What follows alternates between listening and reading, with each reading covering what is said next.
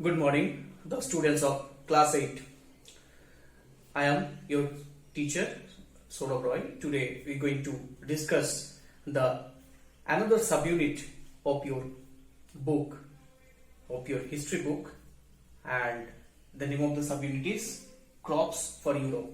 It is from chapter number 3 and page number 30. So open page number 30 and try to understand what is written there. That by the 18th century, the East India Company tried to expand their cultivation of opium and indigo. Previously, they understood that India is a rich source of agricultural products. That's why they wanted to purchase those products and sell it to in England or other European countries. So that's why British persuaded the peasants or forced the peasants in various ways to produce different crops in different regions of Indian subcontinent, because they wanted to purchase those products and sell it to the European and markets and to their other colonies. What are the crops? Number one crop is jutes. Jutes they introduced in Bengal. Number 2, tea in Assam. Number 3, sugarcane in United Provinces. United Provinces means today's UP or Uttar Pradesh. Number 4, wheat in Punjab. Number 5, cotton in Punjab and Maharashtra.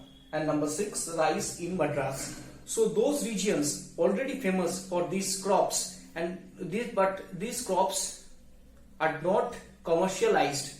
Now East India Company started farming those products for those crops and persuaded or forced the peasants to cultivate those crops commercially, because they wanted to sell those products and try to make some byproducts from these products in the factory. So that's why they commercialized the agriculture in this way. So now the next subunit, does color have a history? Yes, the color have a history. So what is the history? That the rich blue color. So look at your book in page number 30. So there are two pictures are there.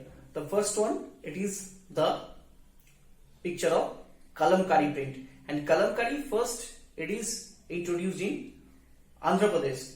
It is made famous in Andhra Pradesh, and also another print that is called Morris print, and Morris print of England was known as, and another print is famous in England, that is Morris print, and it was invented by William Morris, a famous poet and artist in England.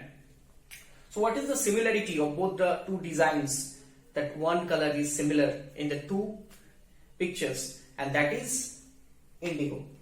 What is indigo? So most of you are familiar. I think all of you are familiar with this color, indigo. It is also present in our rainbow and also present in your girls' scout dress. It is very familiar to you, the color that is indigo. Actually, indigo is extracted from a plant, and there are different species, but the most common species, and that was at the time was cultivated in India. The name of the plant is, and the scientific name of the plant is Indigofera tinctoria. Indigofera tinctoria is the scientific name, and from that tree, due to some process, they extract a rich blue color. And at the time, this rich blue color was in high demand in the European markets as well as in the old world, to dye the clothes in blue color. And the blue color extracted from the plant. And what does the color extracted from the plant? And it has a chemical composition. What is the chemical composition? And it is called indigo tin. Name of the chemical, indigo tin. The scientific name of that particular blue dye.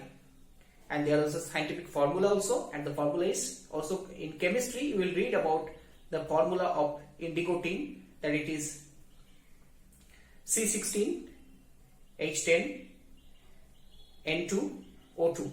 So this is the formula of indigo tin.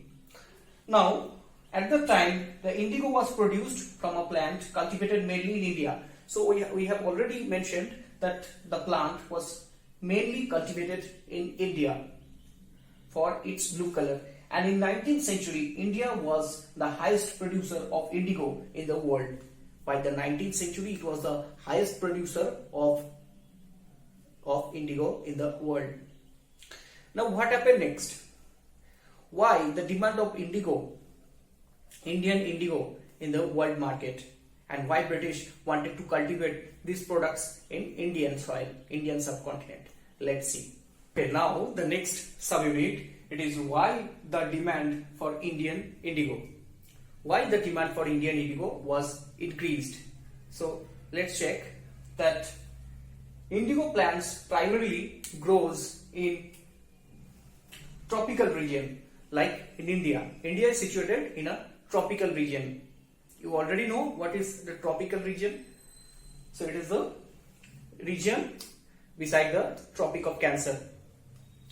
So by the 19th century, it was used in manufacturing clothes in Italy, France and Britain as a dye. It was used in manufacturing clothes in those European countries, and it was so much popular among the common people. So it reached in the European markets with a very high price, and it has a demand. So at that time it had a demand, so that's why the price also increased, and it reached in the European markets with a very high price, and a small amount of indigo reached into the European markets. So European producers depended on other plant called oud. So what is oud? You have to know that oud is a plant. It is similar like indigo, but the color is little bit pale blue, and to make a violet and blue dye, so its color is little bit violet. So obviously they are forced to move to another plant, that is oud, to collect the blue dye. But European oud producers now pressurized their government to ban the import of indigo from India and other colonies. So now the European oud producers pressurized their government to ban the import of indigo, because if the indigo reached to the European markets, then the business of oud in a great danger. It could be harmed. So that's why they request or pressurize their governments. Though it was available in Europe, but the oud is a tree. It is mainly grown in the area with cold weather, like European countries. Okay, so that's why it was available in Europe, but the color is pale and dull. Its color not so popular among the common people, and people cannot accept this the color of oud. So it was not so popular among the rich and the aristocrats in European society. So that's why what happened, the producers, the European cloth producers, they again requested their governments to put the ban, to release the ban on indigo. So in this way, indigo again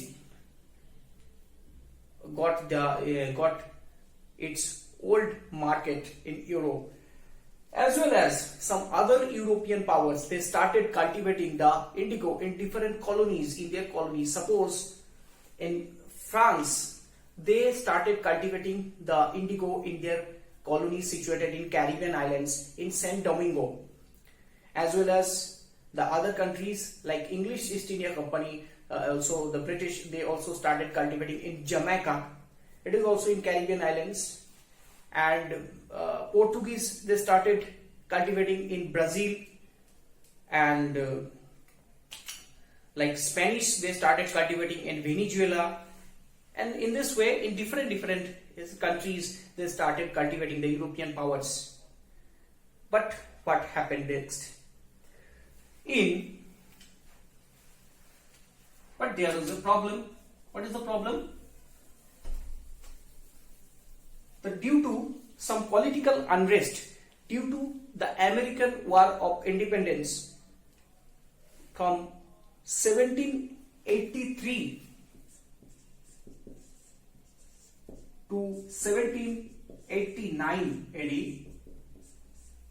the production of indigo had stopped in those Caribbean islands because of up to from 1770s up to 1783, the American War of Independence happened, and those colonies declared freedom from the British rule, from the company rule. So that's why the production and the import of those indigo stopped to the European markets. Then what happened? Then Indian producers, those European producers, they searched another place which can replace the Caribbean indigo fields, and in this way they look forward to India.